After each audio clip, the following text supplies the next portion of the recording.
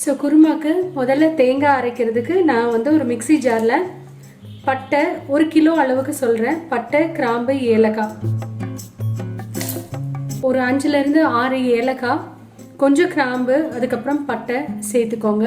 இது கூட நம்ம வந்து கிட்டத்தட்ட ஒரு 10 பச்சை மிளகாய் சேர்க்குறோம்.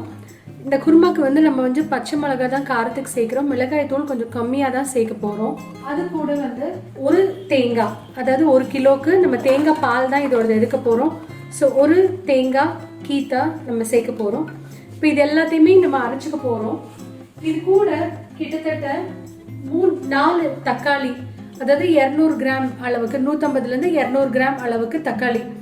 இது கூட நம்ம தயிர் சேர்த்து போகிறதுனால நம்ம தக்காளி வந்து ஒரு 4 தான் சேர்க்க போகிறோம். ஸோ இது எல்லாத்தையுமே வந்துட்டு ஒரு நல்ல பேஸ்ட்டாக அரைச்சிக்க போகிறோம். இது கூட வந்து கிட்டத்தட்ட 4 தக்காளி நான் இங்கே எடுத்திருக்கேன். ஸோ அதையும் அது கூட சேர்த்து அரைச்சி நல்ல கெட்டி பால் 2 வாட்டி நம்ம எடுத்துக்க போகிறோம். நம்ம இந்த குருமாவை குக்கரில் தாளிக்க போகிறோம். ஸோ குக்கரில் முதல்ல எண்ணெய் சேர்த்துக்கலாம். எண்ணெய் காஞ்சிருச்சு. ஸோ முதல்ல வெங்காயம், கிட்டத்தட்ட 200 கிராம் அளவுக்கு நீல வாட்டை கட் பண்ண வெங்காயம்,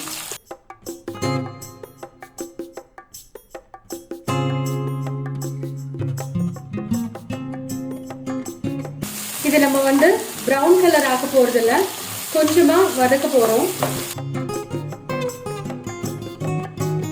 இது நல்லா கண்ணாடி மாதிரி ஆகுற வரைக்கும் வதக்க போறோம். இதோட பச்சை தன்மை மாறி இது வதங்க உதவி பண்ண கொஞ்சமா உப்பு சேர்க்கிறேன்.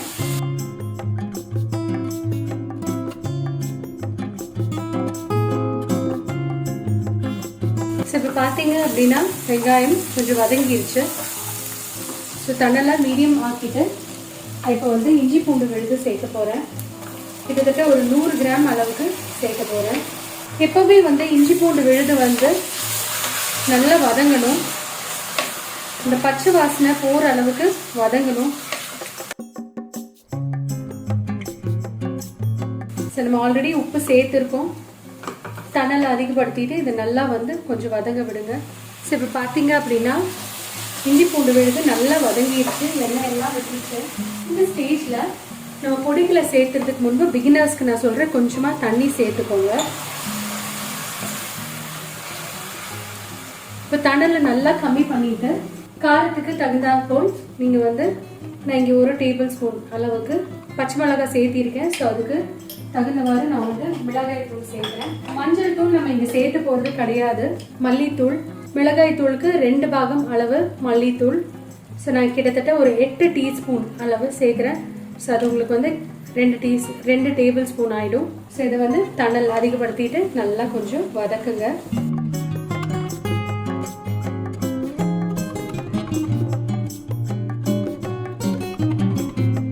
பாருங்க, எதுக்கு தண்ணி சேர்த்துனேன் அப்படின்னா இந்த பொடிகள் வந்து இந்த தண்ணியை வந்து இழுத்துரும். அப்போது ஒட்டாமல் இருக்கணும், கீழே அடிப்பிடிக்காமல் இருக்கணும்.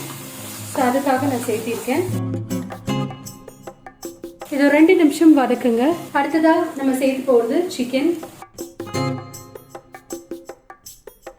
கிட்டத்தட்ட 1 கிலோ அளவு சிக்கன், ஒரு மீடியம் பீஸஸ் சேர்த்துக்கோங்க. சேர்த்து ஒரு 2 நிமிஷம் கிளறி விடுங்க.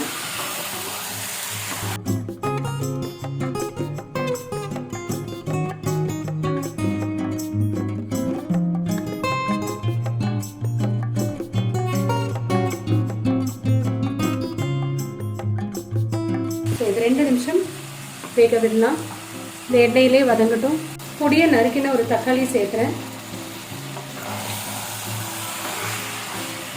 நம்ம முதல்லயே வந்து தக்காளியை தேங்காய் கூட அரைச்சிருக்கோம்.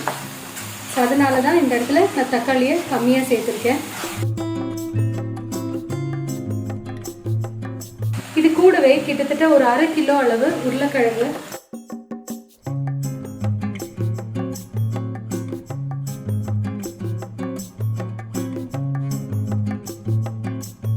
இதையும் நல்லா கிளறி விட்டுக்கோங்க. கொஞ்சம் தண்ணி விடும் சிக்கனில்.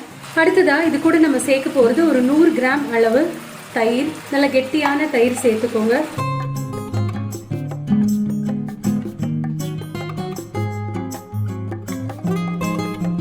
ரொம்ப புளிச்ச தயிர் வேண்டாம். ஒரு பாதி அளவு ஃபர்மெண்ட் ஆனது போதும், அதாவது புளிச்சது போதும். அதிகமாக புளிச்சதா தயிர் இருந்துச்சுன்னா அதில் வந்து அந்த புளிப்பு வாசம் வந்துடும். ஸோ இது எல்லாமே நல்லா வதங்கட்டும். ஸோ இப்போ பார்த்தீங்கன்னா எல்லாமே நல்லபடியாக வதங்கி அழகான ஒரு கலர் பாருங்கள், எண்ணெய் எல்லாம் விட்டுருச்சு.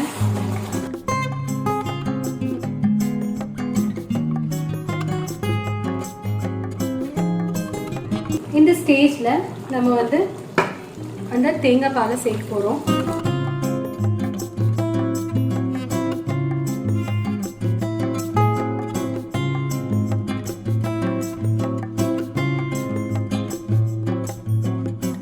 நல்லா வந்து கலந்து விட்டு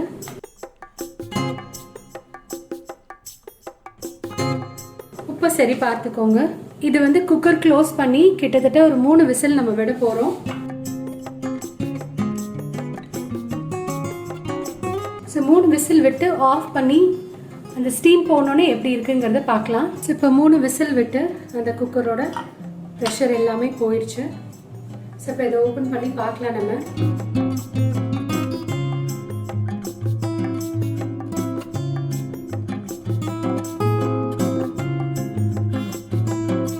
இப்போ பார்த்தீங்க அப்படின்னா அந்த எண்ணெய் எல்லாம் நல்லா பிரிஞ்சு வந்து மசாலா எல்லாம் நல்லா கலந்து விட்டு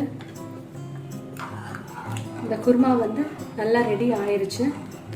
இனி கன்சிஸ்டன்சி அட்ஜஸ்ட் பண்ணுறதா, இந்த கன்சிஸ்டன்சியில் எனக்கு வேணும் அந்த பரோட்டாக்கு. ஸோ உங்களுக்கு கன்சிஸ்டன்சி அட்ஜஸ்ட் பண்ணுறதாக இருந்துச்சுன்னா நீங்கள் வந்து இனி கொஞ்சம் அதை வந்து குக்கர் ஆன் பண்ணி வைக்கணும். இந்த ஸ்டேஜில் வந்து குக்கர் ஆன் பண்ணி சிம்மில் வச்சுட்டு நான் இங்கே வந்துட்டு ஒரு லெமனோட ஜூஸ் இது கூட வந்து சேர்க்குறேன். அந்த எக்ஸ்ட்ரா ஃப்ளேவருக்காக இதை நான் சேர்க்குறேன். உங்களுக்கு புளிப்பு அதிகமாக தேவைப்பட்டுச்சுன்னா நீங்கள் அதிகமாக சேர்த்துங்க. பட் ஒரே ஒரு லெமன் மட்டும் போதும். இது போட்டுட்டு கொஞ்சமாக சிம்மில் வச்சு இது நல்லா வந்து கலந்து விட்டுக்கோங்க. ஒரு 2 நிமிஷம் இது வந்து அந்த ஃப்ளேவர் மிக்ஸ் ஆனால் போதும். சிக்கன் குருமா உங்களுக்கு ரெடி ஆகிடும். ஸோ இது அப்படியே கொதிக்கிறப்போ கூடவே நம்ம இன்னொன்று ஃபைனல் டச் ஆட் பண்ண போகிறோம்.